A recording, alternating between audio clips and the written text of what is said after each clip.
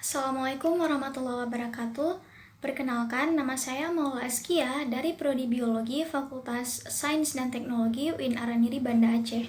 Nah, di sini saya ingin menjawab beberapa pertanyaan yang merupakan tugas akhir yang diberikan oleh dosen saya, yaitu Bapak Ilham Zulfami MSI, selaku dosen pengampu mata kuliah Pengelolaan Sumber Daya Pesisir. Nah, di sini ada 5 pertanyaan. Pertanyaan yang pertama, jika banyak nelayan miskin, kenapa masih banyak orang yang ingin berinvestor di bidang perikanan? Nah, jawabannya dikarenakan kelimpahan sumber daya alam perairan itu berakibat menjadi sasaran utama dari investasi negara lain. Namun, untuk proses penangkapan ikan bagi penduduk lokal masih menggunakan penangkapan secara tradisional. Selain itu, penyebab nelayan masih miskin itu karena kurangnya pengetahuan dasar tentang cara atau aktivitas melaut dan juga alat yang digunakan untuk penangkapan ikan, sehingga berpengaruh terhadap hasil tangkapan dari para nelayan. Nah, pertanyaan yang kedua, adakah kaitan antara kelestarian mangrove dan kesejahteraan masyarakat pesisir? Jawabannya ada.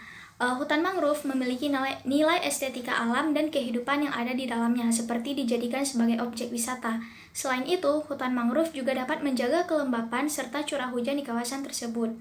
Kemudian, hutan mangrove juga mendorong percepatan proses penguraian bahan kimia yang dapat menimbulkan pencemaran seperti minyak dan deterjen. Pertanyaan yang ketiga, armada tangkap ikan Indonesia masih didominasi kapal berukuran kecil, lebih kecil dari 10 GT. Apa akibatnya?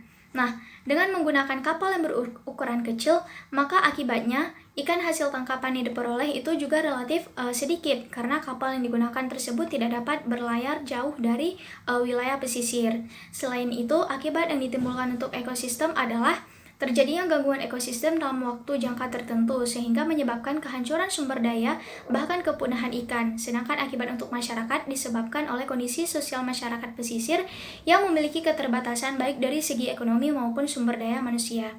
Pertanyaan yang keempat, menurut Anda, apakah menjadi nelayan saat ini merupakan cita-cita atau hanya keterpaksaan?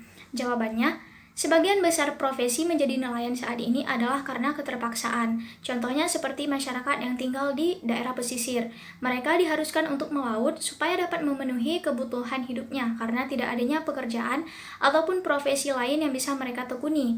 Di samping karena kurangnya pengetahuan maupun karena kurangnya sumber daya serta lapangan kerja yang ada. Pertanyaan yang kelima, apa skill yang Anda harapkan dengan mengikuti mata kuliah pengelolaan sumber daya pesisir ini? Nah, dengan mengikuti mata kuliah pengelolaan sumber daya pesisir ini, maka skill yang diharapkan yaitu kita dapat memecahkan berbagai permasalahan yang berkaitan dengan pengelolaan pesisir. Selain itu, dapat mengetahui nilai ekonomi sumber daya hayati ikan. Lalu dapat memecahkan berbagai permasalahan atau konflik sumber daya hayati ikan yang berakibat pada ketidakefisienan pemanfaatan dan juga kehancuran sumber daya perikanan, serta dapat mengelola sumber daya perikanan dengan lebih baik. Sekian jawaban dari tugas akhir yang telah diberikan. Lebih dan kurang saya mohon maaf. Assalamualaikum warahmatullahi wabarakatuh.